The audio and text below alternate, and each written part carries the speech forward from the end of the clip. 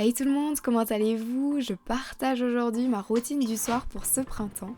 Le premier réflexe que j'ai, c'est dès que je rentre, je ferme la porte à clé derrière moi et ensuite je passe au salon. Quand j'arrive au salon, je dépose mon sac, je retire mes chaussures et alors à vrai dire, dès qu'il commence à faire beau, j'aime vraiment traîner à pieds nus sur le carrelage froid, c'est trop la vie.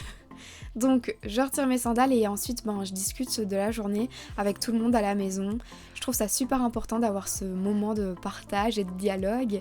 Donc là vous ne voyez pas Cracotte parce qu'elle était partie en promenade, mais sinon bien sûr Cracotte est toujours là à me faire la fête dès que je rentre. Donc je partage la journée, je raconte tout, ensuite je vais laver mes mains pour me faire un petit senseo. C'est vraiment un petit moment papotage, café, tout ça. Alors c'est certainement la dernière routine que je vais réaliser chez mes parents. Si vous n'avez pas vu l'annonce, je vais emménager avec mon chéri d'ici peu, donc voilà. Comme ça vous êtes au courant.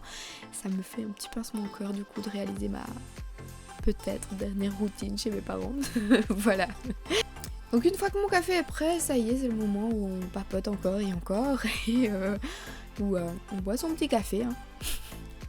Ensuite j'aime particulièrement me changer, surtout quand je reviens du travail. Donc là j'enfile un petit short et un t-shirt parce qu'il faisait vraiment très très beau.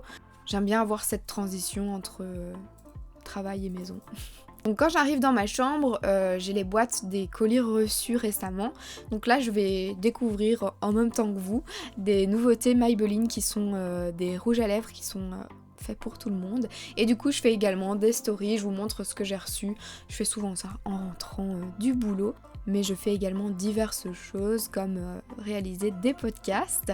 Ensuite, il est temps d'aller manger. Souvent le soir, j'ai assez faim parce que je prends rarement de 4 heures. Donc là, je mangeais des pâtes intégrales avec des petits pois carottes, des tomates.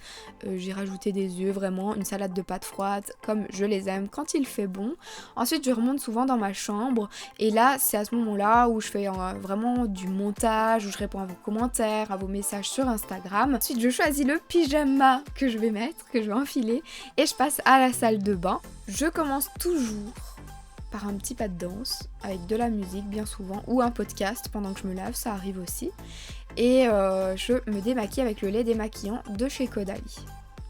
J'utilise pour ça mes lingettes démaquillantes, mes tissus démaquillants que ma maman a réalisé. Je vous en avais parlé dans ma vidéo où je vous montre tous les gestes que l'on peut faire pour la planète.